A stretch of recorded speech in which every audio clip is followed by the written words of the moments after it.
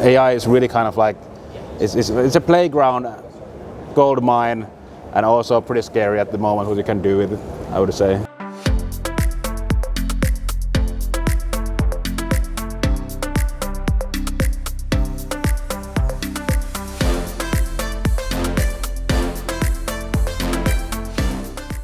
Hello and welcome from the sidelines of the RSCA conference here in San Francisco. I'm Jarrett Banks, editor of Tech Edge. Joining me is Mika Aalto, the co-founder and CEO of Hoxhunt. Mika, welcome to the program.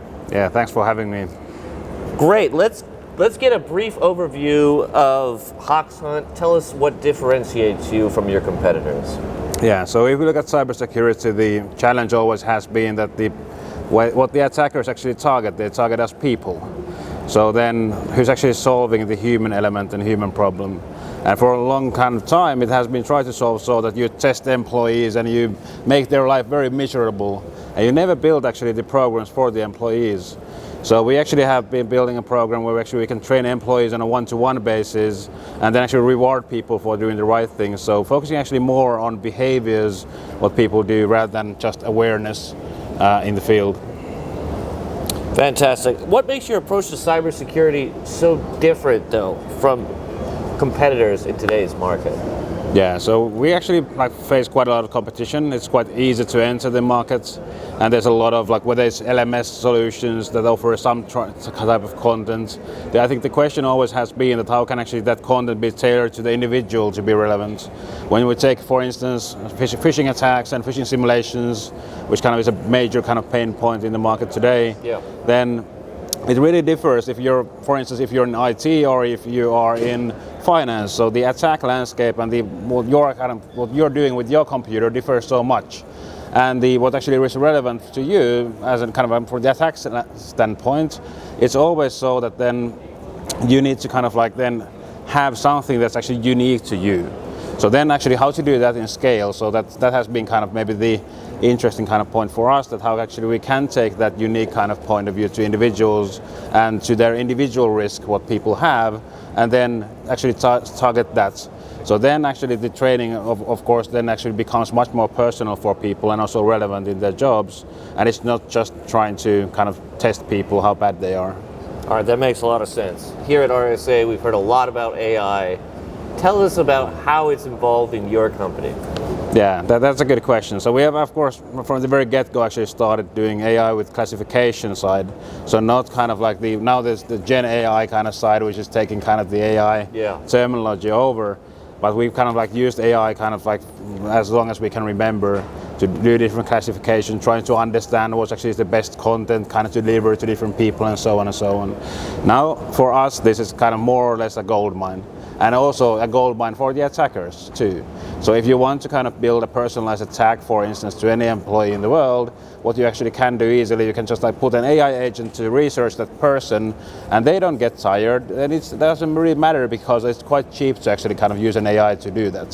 So then actually the AI now can generate much more personalized attacks, where people kind of used to be very lazy, and we kind of are seeing an increase of the quality of the attacks all the time.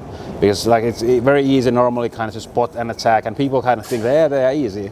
But what actually if it's something coming from your previous professor in your university inviting you to an alumni party or whatever, then actually that becomes much more difficult. And all that information is now accessible and that AI kind of can fetch that. Right. So then when attackers are using that, the defenders, what are we doing?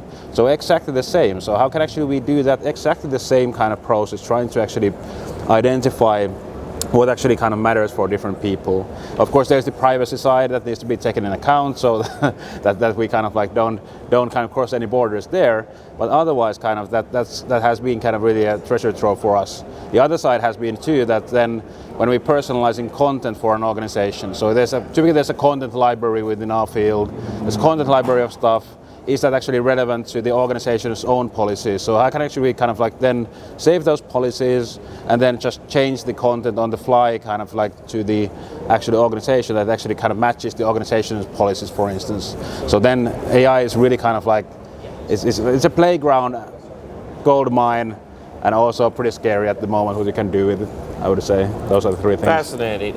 What sort of technological breakthrough in cybersecurity do you think will be the most important over the next year and a half, 2 years?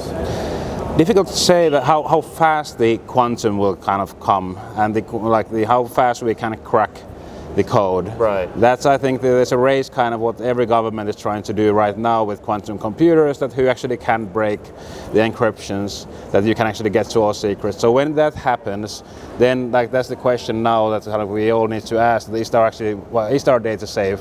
If we use the encryption what we do today and store that data, can we all open that data in a few years with quantum computing?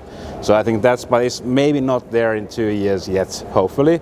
So AI and the transformation, what AI will bring to workforce and to everyone, that is the biggest kind of what we're experiencing right now. All right, what are some of the key themes that you're hearing and seeing here at RSA?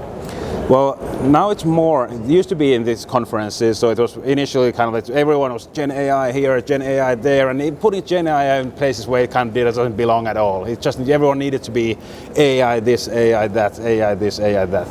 And now it's more, it's kind of like the responsibility of the AI, and if you're using that AI, securing kind of AI has been kind of a bigger theme, for instance, right now, and how to secure kind of in the world where AI is one actor kind of among the other employees. So that kind of is an interesting kind of twist what we have been starting to hear a bit. All right, we'll leave it there. My thanks to Mika, Aalto, the co-founder and CEO of Hoxhunt. I'm Jarrett Banks, signing off from San Francisco.